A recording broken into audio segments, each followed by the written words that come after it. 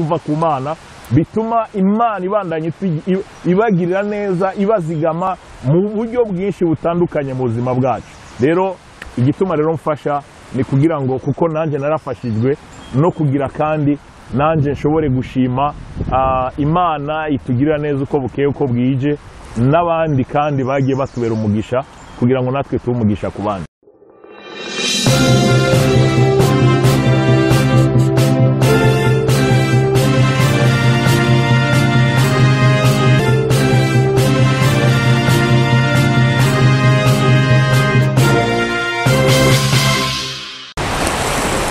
Urumva rero kugira ngo umuntu ashobore gushigikira abo baririmbyi kuko hariho benshi kugira ngo nkuko nabivuze aronke ibihumbi 100 byiwe cyangwa ashobora gukoresha mu murimo w'Imana cyangwa ashobore kuronka ibihumbi 200 500 ari kibazo gikomeye. Mugabo nkuko navuze narabonye ingene $10 ryo ngaha 200 50 $100 ashobora gufasha umuntu kandi akamufasha mu buryo budasanzwe. So nico gituma rero muri Gisha TV hamwe nanje ubwanje nk'umuyobozi mukuru nafashe umugambi wuko twogerageza uko dushoboye kose tugashigikira abo baririmbyi batoya ababarundi kugira ngo nabo bashobore kugeraho bigejeje bashobore kwigeza ahantu kuko ndizera yuko nk'uzoba yabaye wa mbere $1000 kirashobora kumufasha ibintu byinshi, kirashobora kumufasha gukora audio agakora na CD yose, kirashobora kumufasha gukora video nziza y'indirimbo kanaka imwe washaka na zibiri bihwanye na studio aba yagiyemo. Nimba ari umunyeshure birashobora kumufasha kuriha ishure. Hari ibintu byinshi cyane gose ubwo iyo mfashanyo izoshobora kubafasha. Mugabo mu kurangiza nuko gusa mu buzima kuvaho twavuye kugeraho tugeze mu nzira imwe cyangwa iyindi hari abantu bagiye badushigikira, hari abantu bagiye badufasha, inshuti, abagenzi. Rero nk'abana b'Imana, nk'abantu b'Imana natwe duhamagarirwa kuba isoko y'umugisha ku bandi. So mu yandi majambo icyo nifuza mu minsi y'ubuzima bwanje sigaye nyinshi gose nifuza kuzoba nkiriho iyo nze minsi gose nkunda rya jambo rivuga ngo Burahamu ahaza iminsi agikomeye ngo yuzuye n'ubutunzi ngo araheza ahambya abasekuruza. Mu yandi majambo arapfa. Nanje kenshi ndakunda kwigisha muri eglise ndababwira yuko izo ngwara zitatu zishe Burahamu nanje nizo nifuza yuko igihe nzozigwara nanje noca ni ukuvuga ngo nkikomeye mazi iminsi nuzuye n'ubutunzi nkaca nitahira mu mahoro y'Imana. So hagati y'umunsi n'icyo gihe nifuza yuko imyaka myinshi isigaye y'ubuzima bwanje yuko nokora ibishoboka byose kugira ngo mbe isoko y'umugisha. Washaka kenshi ndafata n'umwanya, kenshi nkunda gufata n'umwanya umuhungu wanje mukuru washaka n'umukobwa wanje nkabibabwira n'abana batoya muga nkabibabwira yuko ejo canke hirya ejo bagomba kumenya yuko kuba umugisha ku wundi canke ku bandi bituma noneho umuntu agira umugisha udasanzwe uva ku Mana, bituma Imana ibandanye ibagirira neza ibazigama mu buryo bwinshi butandukanye mu buzima bwacu. Rero igituma rero mfasha ni kugira ngo kuko nanje narafashijwe no kugira kandi nanje nshobore gushima Imana itugirira neza uko bukeye uko bwije n'abandi kandi bagiye batubera umugisha kugira ngo natwe tumugisha ku bandi. Murakoze cyane. None ga pastor mwotubwira ukuntu biteguwe mu buryo tuvuge mu kinofunofu coordination ukuntu bimeze ukuntu mwabiteguye tunajyaniranyemo no kuvuga ati uburyo nabwo bumeze gute muri ivyo bintu byose. Reka mpera inyuma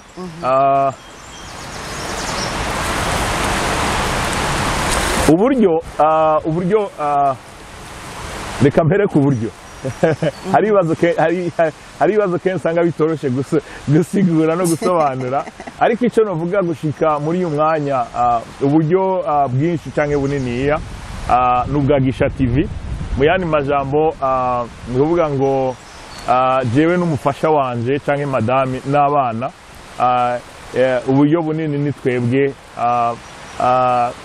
twabutanze cyangwa tuzobutanga cyangwa uburyo bunini dukoresha ni ubuva mu muryango iwanje. Hanyuma ndizera yuko hari inshuti n'abagenzi babonye ibyo bikorwa byiza turiko turakora nabo bazohaguruka kugira ngo dufashe mu buryo bwagutse, kuko turifuza gufasha mu buryo bwagutse, ni ukuvuga ngo mu buryo bwose bushoboka. Dore ni ukuvuga ngo oh my God, ndifuza yuko Imana yatugirira ubuntu tugafasha mu nzira nyinshi zishoboka, tugafasha abantu benshi bashoboka, kuko nabivuze kuba umuntu ageze aho ageze uyu munsi ni ubuntu bw'Imana, nuko Imana yatugiriye neza, nuko Imana yabaye mu ruhande rwacu, nuko Imana yadushigikiye, nuko Imana yadufashije, kandi nuko Imana yagiye ikoresha abantu, inshuti n'abagenzi kugira ngo badushigikire, kugira ngo badufashe. So rero nicyo gituma kubinyerekeye atabwoba mba mfise igihe cyose muri bike cyangwa byinshi Imana yampaye, atabwoba mu muryango cyangwa jewe ngira bwo gushobora gufasha nanje abandi. So mu majambo makeya kandi ni byiza umbaje ikibazo cyiza ko hari umuntu yigeze kuntera inkuru igihe navuga yuko tugiye gufasha abantu ubundi muracaramubwira ngo yaronse financement. Hari ukuntu abanyafrika Imana itubabarire, Imana idufashe, hari ukuntu sinzi ko novyitaye ko tugwaye, mumbabarire kugeneraliza kuvuga abanyafrika, ni kubera ko ndabakomokamwo, ndabazi, mganira n'ayandi moko, umengo hari ukuntu umengo twamaze guta ibyizigiro, hari ukuntu twamaze kubona ko umengo umunyafrika ntafasha mwene wabo. Reka rero mvuge abarundi noneho iyo haje ku barundi cyambu cyawo ndati ni finale de finale, ni terrible. Nuvuga ngo iyo umuntu hagurutse agakora kumbure ibidakorwa n'abantu benshi, oh my God, ikintu cya mbere abantu batangura kwiyumvira ni finance, ni financement. Hariho abazungu umva, kandi iyo bariko bariyumvira financement directement bacaga n'abazungu bamuhaye amafaranga n'abazungu. Hari umuntu yigeze kumbwira kera, yambwiye ngo project agira umuzungu ubuzi ko izocihomba. Ni ukuvuga ngo hariho ukuntu mindset yacu iri, sinzi ko novuga twayishize hasi ku buryo twumva yuko tudashobora gufashanya hagati yacu. Mugabo ndamaze kubona abantu benshi cyane muri Afrika, ndamaze kubona abantu benshi cyane mu Burundi, mu Rwanda, mu Bugande, ivyo nivyo bihugu nzi cyane, muri Kenya, maze kubona abantu benshi cyane bavuka muri ivyo bihugu bamaze gutahura ico bari ubushobozi Imana yahaye ibihugu byacu, nuko basogokuru bacu bari bameze na basogokuruza, bari abantu b'inyankamugayo, abantu bari baratahuye icyari cy'ubuntu, gushigikira no gufasha. So nuvuga ngo si bishasha, mwisanzu biri mu maraso yacu. Mugabo hari ukuntu abantu twageza ahantu, nimba ari ibihe byagiye bihindagurika, tugera ahantu twumva yuko nta murundi ashobora gufasha uwundi, nta murundi ashobora gufata mu byo atunze cyangwa mu byiwe kugira ngo yitangire abandi. So ku buryo rero ikintu nk'iki kininiya, kuko ni ikintu gisaba amafaranga menshi, gisaba uburyo bwinshi, umuntu acayibaza ni financement z'abazungu, canke hari ikintu kumbure kindi umuntu ariko araronderamo. Of course ikintu ndiko ndaronderamo ni ukuba umugisha ku bantu benshi, ni ugushigikira abantu benshi. Ikintu ndiko ndaronderamo ni ukubona abajene batazira Imana, ko muri izo ndirimbo harimo indirimbo yo gushyira igihugu cyacu mu maboko y'Imana. So mu yandi majambo ni kugira ngo Bibiliya ivuga ngo Imana iba hagati mu mashimwe y'abana bayo, Imana iba hagati mu mashimwe y'abana bayo. Mu yandi majambo ni ukuvuga ngo abana b'u Burundi canke abana b'Imana mu Burundi cyangwa bashaka n'ahandi, iyo twize kuza dushira ibihugu byacu imbere tukabishira mu maboko y'Imana, Imana nayo iraheza ikaza ikaba hagati muri ayo mashimwe. Kandi Imana yaje ikaba hagati muri ayo mashimwe, no question, Imana iraduhezagira, igahezagira umuntu ku gatwe kiwe, igahezagira igihugu, igahezagira n'amashengero. So uwo rero n'umuco mwiza, ni ibintu tugomba gukora. Kandi buri umuntu wese mu nzira imwe canke iyindi urondeye impamvu yo guhezagira abandi, canke mu byo ufise wabishatse ubifise ku mutima, ntushobora kubura uburyo bwo gushobora gufasha abandi. Kumbure nivo yo gufasha niyo ishobora kuba itandukanye, ariko buriya umuntu wese yaremwa akaremwa n'Imana, mu nzira imwe cyangwa iyindi. arafise uburyo bwinshi ashobora gufasha abantu muri bijya afise biba bikeya canke biba byinshi. Rero kandi igihe umuntu akoze ibikorwa nk'ibi si kugira ngo yimenyekanishe canke si kugira ngo yereke abantu yuko yishoboye canke ashoboye, oya, gusa nuko igihe tugezemo ni igihe cya social media ari ikintu gikomeye kugira ngo gishobore kurungika message nziza canke message mbi. So nico gituma uyu munsi abantu benshi bikora kuri social media, mugabo ibikorwa turiko turakora uyu munsi n'igihe ibi byose bitabaho nibikorwa twagiye dukora. Nibaza yuko ikindi gihe nzoronka umwanya wo gushinga intahe kugira ngo umuntu avuge ibikorwa byagiye bikorwa kuva n'ico gihe twari batoya atabushobozi dufise. Hari ibikorwa byinshi cyane gose byinshi twagiye dukora, gufasha abagwayi, gusengera abagwayi, kuja mu bitaro nk'i Burundi, kuja mu maprovince atandukanye, mu ntara zitandukanye, muragenda kwigisha abantu, gufasha abantu mu buryo bwinshi butandukanye. Kandi ata social media hari, WhatsApp zidahari, Facebook, YouTube, hari ibikorwa byinshi twagiye dukora muri ico gihe kugira ngo biheshe icubahiro Imana. Ariko uyu munsi iyo tubikishije muri ubu buhinga ni kugira ngo n'abandi bafise ubushobozi canke rero n'abandi bafise umutima wo kubikora, kugira ngo bumve ko batari bonyene, kugira ngo babe motive, bamenye yuko bariko bakora ibikorwa vyiza. Turi benshi, turi henshi, twifuza kuba isoko y'umugisha, source ya benediction ku bandi, a source of blessing ku nshuti, ku bagenzi nabo tutazi, ariko kugira ngo dushobore kubakana nk'abantu kandi nk'abana b'Imana. So rero uburyo nuko bwagiye buboneka. Hanyuma uko biteguye, navuze uku kwezi kose kuzoba kwa gatandatu kuzoba ari uko guhiganwa indirimbo tuze tuzumvirize uko ziri kose. Navuze yuko saba aririmbye bahinga, ariko still nabahinga kuko nimba baricaye hasi bamwe bagategura indirimbo bakazandika bakaziririmba n'uburyo buke abafise. Hari abatagiye muri studio ngo bakore niyo audio canke bakore video, mugabo bagakoresha amajwi yabo. So tubashigikire hanyuma nk'uko nabivuze mu kwezi kw'indwi tuzoheza tubahereza ubwo bushimwe. Hanyuma Imana niyadufasha kumbure tuzobananya dukora ibindi uko Imana iriko iraturongora. Murakoze. Yego, ndumva izina niryo muntu ushaka kuba umugisha ku bandi, nawe ukaba witwa Mugisha. Ni byiza cyane gose. Muratubwiye ku bintu bijanye n'uburyo, none Pastor Mugisha mwotubwira ukuntu biteguwe?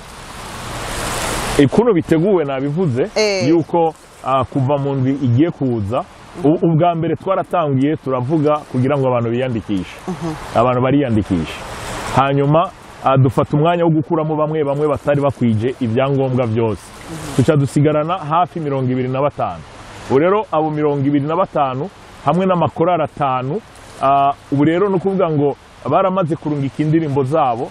Ubunye twaramaze kuzishira kuri YouTube, ariko tuzishira kuri YouTube mu buryo buri private. Mugabo bo barafise ama link barungikira abagenzi babo bakaziraba, bakagira commentaire, bakakumbure, bakanagira vote, bakavuga ati je ndatoye naka. Ubu rero no kuvuga ngo kuva mu ndwiza tuzozishira ku mugaragaro kugira ngo abantu bose bashobore kuzibona. So muri ico gihe abantu bose bazoheza batore, muravuga ati nimero ya mbere cyangwa nimero ya gatatu cyangwa ya gatanu, mbona ari we yaririmbye indirimbo nziza, ko ni indirimbo zibiri, imwe ishira igihugu mu maboko y'Imana, iyindi ni indirimbo isanzwe mugabo yo gutazira Imana. Hanyuma bamaze kuja muri ku mugaragaro, hagati aho hariho umugwi mutoya nawo uzogenda udufasha kuraba ibintu bitandukanye kugira ngo badufashe gutora nabone, ariko mu buryo buraba ibintu byinshi, kuraba melody, amajambo, ijwi. Hanyuma nuvuga ngo kuva mu ndwiza rero, mu gihe abantu bazoba bariko baratora abo bakunze, babashigikira mu buryo bwo kubabwira amajambo meza, abo bahinga nabo bazoba bariko bararaba kugira ngo muri babandi 25 bagabanye hasigaremo 10. Nuvuga ngo mu ndwiza indwi zohera twamaze kuronka abantu 10 basigara, ariko abandi bazoba bavuye mu ihiganwa, kandi nibaza ko abiyandikishije twagiye twibasobanurira barabizi. Hanyuma indwi izoca ikurikira no kuvuga indwi en fait mu ndwiza umengo muri weekend ni le 12 indwi ija kuri le 19 naho munazo ariko araraba kugira ngo muri babandi 10 hasigaremo batatu so indwi ya nyuma ija kuri le 26 tuzoba twamaze gukuramo babandi batatu none dutora uwa mbere uwa kabiri n'uwa gatatu so muri ico gihe rero tuza tumaze kumenya umuririmbyi wa mbere wa kabiri wa gatatu yaririmbye indirimbo nziza canke yateguye indirimbo nziza hanyuma no mu makorale nuko nyene muri za korale zitanu tuzokuramo iya mbere iya kabiri n'iya gatatu hanyuma uwa mbere n'uwa kabiri n'uwa gatatu nibo bazoheza noneho bakaronka ubushimwe bwa bushimwe nari navuze ariko umuntu akazotangura kubutanga mu ndwi ya kabiri y'ukwezi kw'indwi so mu yandi majambo nuko byateguwe. Ego murakoze cyane none ga Pastor Mugisha mwo tubwira ukuntu iyo umuntu ashaka gufasha agize aterera ukuntu vyogenda muri make umuntu yofasha gute? Hari umuntu yifuza gufasha yotubwira yo bitwandikira kuri YouTube canke ashobora no kunyandikira kuri Facebook arashobora kunyandikira jewe personnellement Diamond Mugisha canke akandika kuri Gisha TV1 hanyuma akatwandikira hanyuma turashobora kuganira tukumva ico ashaka gufasha. Ikindi naco twifuza abo baririmbyi nitwamara kubashira ku mugaragaro hari umuntu akeneye gufasha umuririmbyi kanaka kandi ibyo bavyiza gusumba kuko turafise abaririmbyi benshi bari mu nkambi y'impunzi Mahama, turafise abari mu nkambi y'impunzi na Kivale, turafise ari mu mpunzi muri Kenya, harashobora kuba atari no mu mpunzi mugabo akeneye gufashwa. Habonetse abantu bafasha $50, $20, $30, $100 Imana ihabwa icubahiro. Atuka byoba mu bintu binezagira cyangwa binezereza ariko botubwira tukabahuza direct n'uwo muntu kuko nta fashanyo y'umuntu twe twifuza yuko iducako kiretse izi wacu nyene twe tuzokwitangira ariko turashobora kubahuza n'uwo muntu directement kugira ngo bashobore kumwifashiriza mu buryo buri direct ariko byoba vyiza kugira ngo umuntu aba yankuraje bene wacu abaririmbyi bato kugira ngo nabo banezerwe babone yuko umuntu ashobora kubeshwaho n'umuhamagaro bashobore no kubona yuko umuhamagaro ari ikintu cyiza kandi ari ikintu gikomeye so rero nivyo majambo makeya. Murakoze cyane nkuko bivuze ni vyiza gutera intege uyundi tukaba isoko ry'umugisha nkuko mwamye murabivuga kare none kuri iryo higanwa mwatanguje mubona hari yandi mahiganwa azoza muri kazoza? Yes. Akabaraya. En fait kubera ko amahiganwa n'ibintu bisaba kuko ntidukeneye kugira amahiganwa kubwo kugira amahiganwa ariko dukeneye amahiganwa kugira ngo dushigikire abantu kugira ngo dufashe so gushigikira abantu no gufasha bisaba uburyo so kubera iyo mpamvu hari ayandi mahiganwa azokurikira mu minsi iri imbere nayo tuzoyavuga nko mu Burundi turasa abantu novuga ngo bazi kwivuga amazina abivuga amazina nabo turashobora kuraba mu bana b'Imana bashobora kwivuga amazina bakavuga ibyiza Imana ikora bakavuga ibitangaza Imana ikora bakavuga ibintu bikomeye Imana ikora bakavuga Imana y'u Burundi Imana y'abarundi bakivuga abarundi kugira ngo nabone kujya twigo turashigikira abaririmbyi nabo dushobore kubashigikira muri ubwo buryo ko nabo turazi ko ari abafite impano zitandukanye kandi kugira ngo n'impano zabo zigaragare dufate nk'abakomediyen par exemple ariko mu buryo bw'Imana canke dufate hariho impano zitandukanye tuzotegurira amahiganwa kugira